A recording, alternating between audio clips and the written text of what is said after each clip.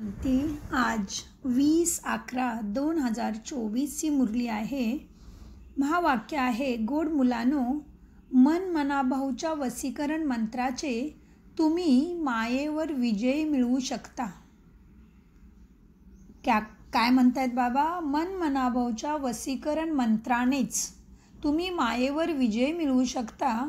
सर्वांना या मंत्राची आठवणसुद्धा तुम्ही करून द्या. प्रश्न: या अफाट नाटकातील सर्वात शक्तिशाली मजूर कोण आणि कसे? किती सुंदर प्रश्न आहे. उत्तर आहे, नैसर्गिक आपत्त्या या जुन्या जगाला स्वच्छ करणारे सर्वात शक्तिशाली मजूर आहेत. म्हणजेच पृथ्वी हादरते, पूर येतो, तर पृथ्वीवरती पाचतत्वांचं शुद्धीकरण होतं. यासाठी देव कोणालाही त्याच्यासाठी मार्गदर्शन देत नाही. म्हणजे शिवबाबा नाही करत आहे विनाश. तत्वांना आपण तमप्रदान केलेलं आहे, तर तत्व स्वतःच विनाश करणार. म्हणजेच ज्याप्रमाणे समुद्राला पाठीपाठी सारून आपण मुंबई बनवली, तो समुद्र काय करणार? एक दिवस त्याची जागा घेणारच ना. त्याप्रमाणे तर बाबा सांगतात, बाप मुलांचा नाश कसा करेल? ह्याचाच अर्थ कुठल्याही प्रकारचा पृथ्वीचे हादरे बसणे, भूकंप येणे, पूर येणे, हे सगळं काय आहे? प्राकृतिक आहे. परमात्मा ते करत नाही. हा नाटकातील एक भाग आहे.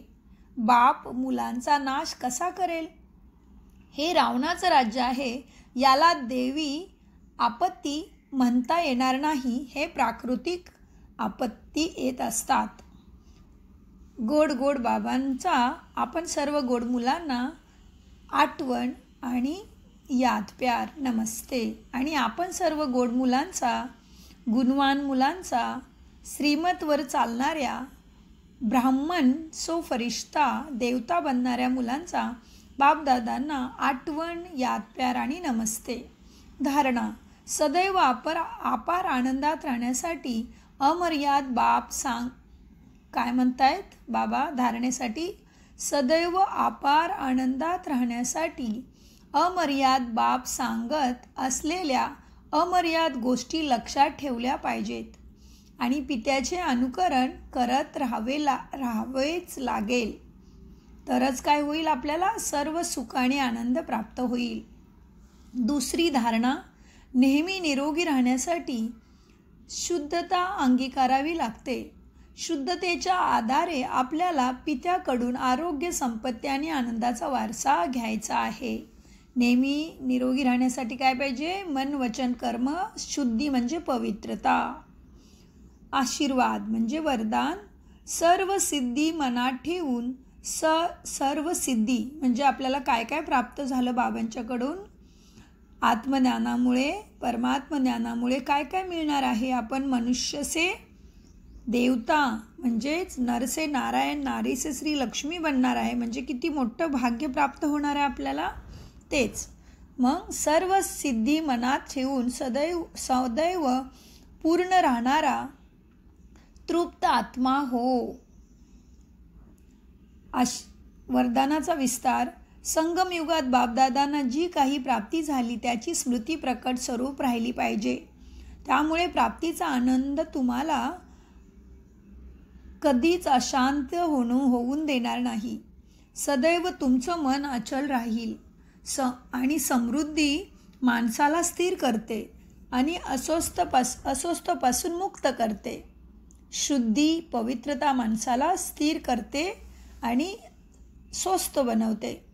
ज्यांना सर्व सिद्धी प्राप्त होतात ते सदैव आनंदी आणि संतुष्ट राहतात. समाधान हा सर्वात मोठा खजाना आहे. त्याच्यासाठी ज्याच्याकडे समाधान आहे त्याच्याकडे सर्व काही आहे. त्याला जे मिळवायचे होते ते मिळते हे गान तो म्हणत राहील. म्हणजेच आपण एकमेकाची तुलना नाही करू शकत, कारण प्रत्येक माणसाचा, प्रत्येक आत्म्याचा रोल, कर्तव्य, कर्म आणि त्याची भाग्याची जी गती आहे, भाग्याची जी त्याची कहाणी आहे, वेगवेगळे आहे. तर प्रत्येकाचं भाग्य एकसारखं आणि प्रत्येकाचं कर्म आणि दुःख एकसारखं कसं असेल? त्याच्यामुळे आपण इतरांची तुलना न करता मला जे प्राप्त झालं आहे ते सर्वात श्रेष्ठ आहे, या आनंदात राहायचं आहे. स्लोगन: प्रेमाच्या झुल्यात बसल्यानंतर बाबांच्या प्रेमाच्या झुल्यात बसल्यानंतर मेहनत आपोआपच नष्ट होईल आणि आनंदाचा अनुभव होत राहील. ओम शांती, ओम शांती, ओम शांती. म्हणजे बाबांच्या मोहब्बतच्या झुल्यामध्ये नेहमी बसायचं आहे, तर मेहनत आपोआप सुटून जाईल. गोड गोड बाबांना अनगिनत पदम गुना आभार.